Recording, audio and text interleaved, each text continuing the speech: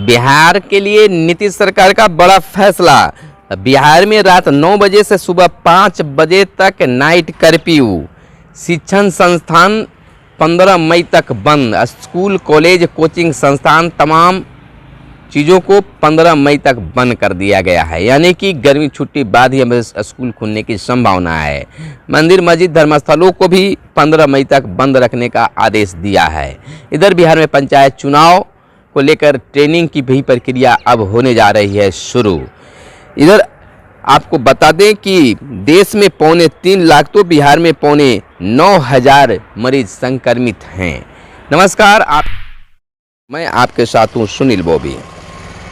आप मगध संवाद के खास कार्यक्रम सुबह सवेरे देख रहे हैं। सुबह सवेरे में आप तमाम लोगों का स्वागत है। मगध संवाद के खास कार्यक्रम सुबह सवेरे में हम खबरों को लेते हैं अखबारों के पन्नों से। अखबारों में क्या छपा है और क्या छुपा है, इसकी जानकारी आपको देते हैं। अखबारों में जो छपा है क्या आपको जानना जरूरी है, तमाम चीज़ों पर हम करते हैं आपके लिए चर्चा। तो माइक्रो की जगह अब पूर्ण कंटेनमेंट जोन बनेंगे। अनुमंडल स्तर पर बनाए जाएंगे क्वारंटाइन सेंटर। होम आइसोलेशन में रहने वालों को भी होगी निगरानी, यानी कि जो घर पर रहकर अपना इलाज कर रहे हैं उन पर भी निगरानी रखी जाएगी। मंदिर, मस्जिद, गिरजाघर और गुरुद्वारा भी 15 मई तक बंद रहेंगे। सभी दुकानें, प्रतिष्ठान और मंडियां अब शाम 6 बजे तक ही खुले रहेंगे। देखिए, यह एक बड़ा फैसला लिया गया है सरकार के द्वारा। शिक्षण संस्थान, सिनेमा हॉल, मॉल, पार्क व जिम 15 मई तक बंद रखने का फैसला लिया गया है, जो आज से लागू भी हो जाएगा। हाईकोर्ट ने सुनवाई से सप्ताह भर नहीं होगी। अप्रैल में होने वाला जेईई मेन परीक्षा स्थगित कर दिया गया है। बिहार में जो भी परीक्षाएं हैं होने वाली सभी परीक्षाओं को सरकार ने रद्द कर दिया है, चाहे वह मैट्रिक, इंटर की कंपार्टमेंटल परीक्षा हो, चाहे जिस तरह की परीक्षा, तमाम परीक्षाओं को सरकार ने रद्द कर दिया है। देखिए सरकार क्या कहती है, नीतीश सरकार का क्या फैसला है, यह सुन लीजिए। RT-PCR जाँच की संख्या तो बढ़ानी ही जा रही है, पर इस पर कहीं कहीं खबर मिली है कि इसकी रिपोर्ट में देरी हो रही है। अब सामान्य RT-PCR की रिपोर्ट मिले, इसे सुनिश्चित किया गया है ताकि संक्रमितों का इलाज समय पर शुरू हो सके। तो यह सरकार का एक बड़ा फैसला कह सकते हैं कि RT-PCR के द्वारा जो है सरकार चाहती है कि बहुत जल्द जांच सामने आए और इस पर सरकार फैसला ले और संक्रमितों का इलाज जो है समय पर हो सके। तो यह बहुत बड़ी बात है सरकार के लिए कि इस तरह की बातें सामने आ रही है। शिक्षण संस्थान, मंदिर, मस्जिद, अब सिनेमा घर, मॉल, पार्क, सभी चीज़ों को 15 मई तक बंद कर दिया गया है। यानी कि शिक्षण संस्थान की अगर बात करें तो शिक्षण संस्थान अब गर्मी छुट्टी बाद खुलने की संभावना है। इधर बिहार में पंचायत चुनाव की तैयारी में जहां प्रत्याशी लगे हुए थे, अब कुछ सुस्त पड़ गए हैं, क्योंकि डेट पर डेट चल रहा है और कोरोना संकट को देखते हुए वह भी अब घर से बाहर कम निकल रहे हैं। चाहिए भी कि इस कोरोना के दूसरे लहर में खुद भी बचे, दूसरों को भी बचाएं।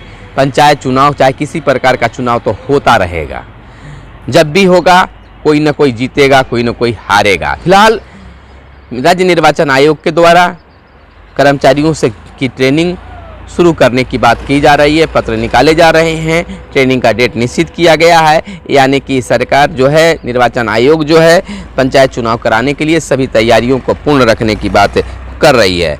देश में 3.25 लाख तो बिहार में 9,500 संक्रमित, जिसमें से बता दें कि 8,690 रिकॉर्ड नए कोरोना संक्रमित मिले। रविवार को बिहार में 27 की मौत हो गई है, आंकड़े स्वास्थ्य विभाग के अनुसार हैं। इधर 2,74,994 नए मरीज मिले देश भर में रविवार की रात 12 बजे तक, जिसमें 1,620 की मौतें हो गई है, आंकड़े वोल्ट्रोमीटर के मुताबिक बताया जा रहा है। राज्य में कोरोना ने ली 76 जिंदगियां, 76 लोगों की जान चली गई है। कोरोना का कहर रविवार को भी जारी रहा। बिहार में 76 लोगों की मौत हो गई है, इसमें 23 की पटना तो 58 की अन्य जिलों में मौत हो गई है। हालांकि स्वास्थ्य विभाग ने 27 मौतों की पुष्टि की है।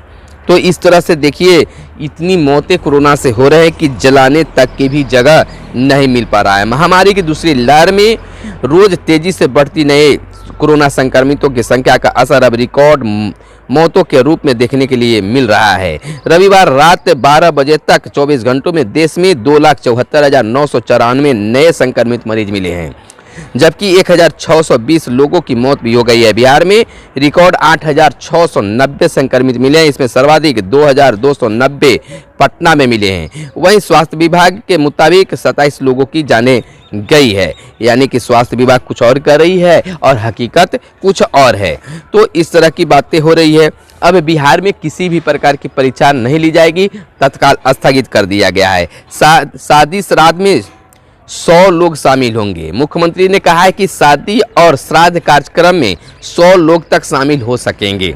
इसी प्रकार दाह संस्कार और दफन के दौरान 25 लोग तक रह पाएंगे। अब तक शादी श्राद्ध के लिए 200 लोग तथा दाह संस्कार और दफन के लिए 50 लोगों के लिए शामिल होने की अनुमति थी। एक सवाल के जवाब में मुख्यमंत्री ने यह भी कहा कि शादी आदि कार्यक्रम समय पर कर लेना होगा, चूँकि रात 9 बजे से कर्फ्यू रहेगा, यानी कि कर्फ्यू का भी पालन शादी विवाह श्राद्ध कर्म पर लागू रहेगा। हाईकोर्ट में सुनवाई सप्ताह भर नहीं होगी। पटना हाईकोर्ट में सोमवार से शनिवार तक सुनवाई स्थगित कर दी गई है। इसका नोटिस हाईकोर्ट प्रशासन ने जारी किया है।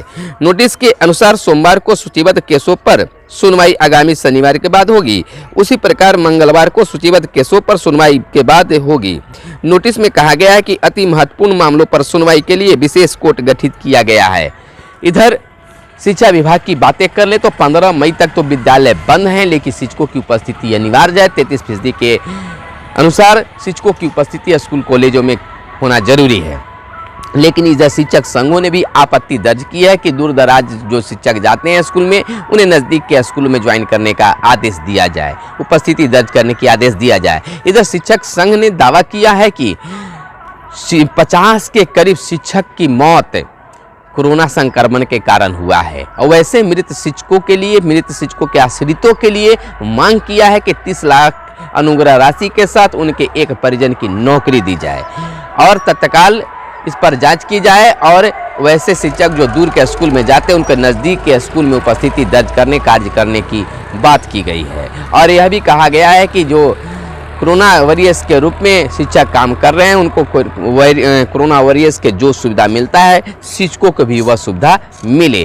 तो यह मांग शिक्षक संघ ने किया है। अब कितने शिक्षकों की जाने गई है, लेकिन उनका यह दावा है कि 50 के करीब शिक्षकों की जाने चली गई है।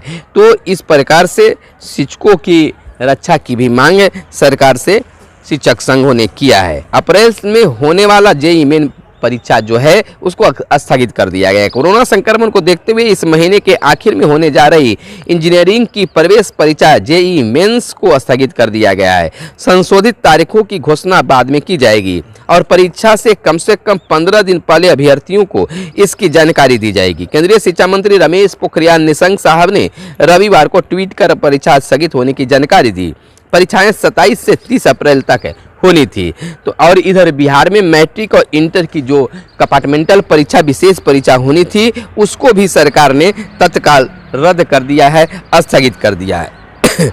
दिक्कत में बाहर फंसे बिहार के लोग जल्द लौट आए। इधर सीएम नीतीश कुमार का कहना है कि जो भी लोग बाहर में हैं और दिक्कत में हैं, तो वह बिहार जल्द लौट जाएं। सूबे के सभी परिवारों को राज्य सरकार देगी मास्क। सरकार ने बड़ा फैसला लिया है कि सूबे के सभी लोगों को, सभी परिवारों को सरकार फ्री में मास्क देगी। अब इस पर क्या विशेष लाभ होगा, यह सरकार ने बताने की कोशिश किया है। मुख्यमंत्री नीतीश कुमार ने कहा है कि राज्य के हर परिवार को सरकार मुफ्त में मास्क उपलब्ध कराएगी। पंचायती राज विभाग ग्रामीण क्षेत्रों में तथा शहर में, नगर में एवं आवास विभाग के मास्क द्वारा वितरण किया जाएगा। उन्होंने कहा कि पिछले साल जितने मास्क दिए गए थे उससे अधिक इस बार दिए जाएंगे। मालूम हो कि पिछले साल ग्रामीण क्षेत्रों में हर परिवार को 4 मास्क दिए गए थे। अब आपको मास्क मिला था कि नहीं? आप ग्रामीण क्षेत्र में हैं या शहरी क्षेत्र में, आपको पिछली बार मास्क मिला था कि नहीं मिला था? अगर मिला था तो इस बार भी मिलेगा, और नहीं मिला था तो आप सोच सकते हैं। तो यह एक बड़ी बात है, बड़ा फैसला है। इधर सरकार ने यह भी फैसला लिया है, दवा, ऑक्सीजन, एम्बुलेंस की कमी नहीं होगी। मुख्यमंत्री नीतीश कुमार ने कहा है कि इस संकट में सरकार की ओर से न तो दवा की कमी होगी, ना एम्बुलेंस की कमी होगी, ना ऑक्सीजन की कमी होगी। लेकिन यह कितना सार्थक होगा, अब तो आने वाला सब समय ही बताएगा। नई गाइडलाइन कोरोना से बचाव में सहायता सिद्ध होगी। सरकार का यह भी मानना है कि जो नई गाइडलाइन है वह कोरोना से बचाव में काफ़ी सहायक सिद्ध होगा। डीएम को धारा 144 लगाने का अधिकार। इधर जिला प्रशासन को दवाओं की उपलब्धता सुनिश्चित करनी होगी। गृह विभाग। ऑक्सीजन की समस्या जल्द दूर होगी। मंगल पांडे। नई गाइडलाइन का जदयू भाजपा ने किया स्वागत। संक्रमण की रफ्तार बढ़ी तो पुलिस वाले भी सहमे। अब बदमाशों को पकड़ने से भी पुलिस वाले सहम रहे हैं, भाग रहे हैं। यानी कि जिस प्रकार से पुलिस वालों पर कोरोना का असर हो रहा है वह भी अब भयभीत हैं, सशंकित हैं। तो इस तरह से किसी भी लोगों में यह भय व्याप्त हो सकता है। निजी एम्बुलेंस संक्रमितों से वसूल रहे हैं मनमाना किराया। देखिए, जहां यह महामारी एक बड़ा संकट बन गया है तो कुछ लोगों के द्वारा इसका लाभ भी लिया जा रहा है, मनमाना वसूली की जा रही है। जैसा कि खबरें चलाई जा रही है टीवी चैनलों पर कि कोरोना से मौत के बाद में उसके दाह संस्कार के लिए नंबर लगाना पड़ रहा है और वहां सौदागृह में पैसे वसूले जा रहे हैं। तो इस तरह की बातें इस संकट में लोगों के द्वारा भी लोगों से इस तरह से मनमाना करना गलत होगा। एम्बुलेंस पर भी यह निशाना बनाया गया है। कहा गया है कि उनके द्वारा भी मनमाना किया जाता है। निजी एम्बुलेंस वाले जो हैं वह भी मनमाना किराया ले रहे हैं और ऐसी रिपोर्ट भी मिल रही है। तो सरकार को इस पर फैसला लेने की ज़रूरत है। कोरोना से मौत पर शहीद का दर्जा मिले। कुछ लोगों का मानना है कि जिसकी अगर कोरोना से मौत होती है, देखिए बिहार अभियंत्रण सेवा संघ वेसा के महासचिव डॉक्टर सुनील कुमार चौधरी ने सरकार से कोरोना से मरने वाले अभियंताओं को शहीद का दर्जा देने की मांग की है। कहा है कि संक्रमित होने वाले अभियंताओं की संख्या बढ़ती जा रही है, परंतु अभियंत्रण विभाग अभियंताओं के लिए पूरी तरह खुला हुआ है तथा इंफ्रास्ट्रक्चर निर्माण का कार्य युद्ध स्तर पर चल रहा है। आरोप लगाया कि सरकारी आदेश की धज्जियां उड़ाते हुए अभियंताओं को विधि व्यवस्था के कार्यों में प्रतिनियुक्त किया जा रहा है। ऐसे में कोरोना के कारण किसी अभियंता की मौत होती है तो बिहार अभियंत्रण सेवा संघ मांग करता है कि ऐसे अभियंताओं को सरकार शहीद का दर्जा दे। अभियंता के शहीद को 1 करोड़ रुपये का मुआवजा मिले। तो यह संभव हो तो निश्चित तौर पर सरकार की इनकी बातें सुननी चाहिए। इस संकट में जो भी लोग साथ दे रहे हैं वह बिल्कुल यह एक बहुत बड़ा सहयोगी कह सकते हैं। पटना में फिर टूटा रिकॉर्ड, सबसे ज़्यादा 2990 संक्रमित मरीज मिले हैं। 5 जिलों में 300 से ज़्यादा संक्रमित मिले। एक दिन में 9.4% मरीज बढ़े हुए हैं। तो फिलहाल हमें सुरक्षित रहने की ज़रूरत है, घर पर रहने की ज़रूरत है। जब भी बाहर निकलें तो 2 गज की ज़रूरी, मास्क है बहुत ज़रूरी रखना है। और किसी प्रकार से शारीरिक जो कमियां अनुभव हो, बीमारी का अनुभव हो तो निश्चित तौर पर सरकार से, डॉक्टर से, चिकित्सक से सलाह लेनी चाहिए, संपर्क करनी चाहिए। तो फिलहाल हमारे साथ बने रहे, देखते रहे मगध संवाद। धन्यवाद। जय हिंद, जय भारत, वंदे मातरम।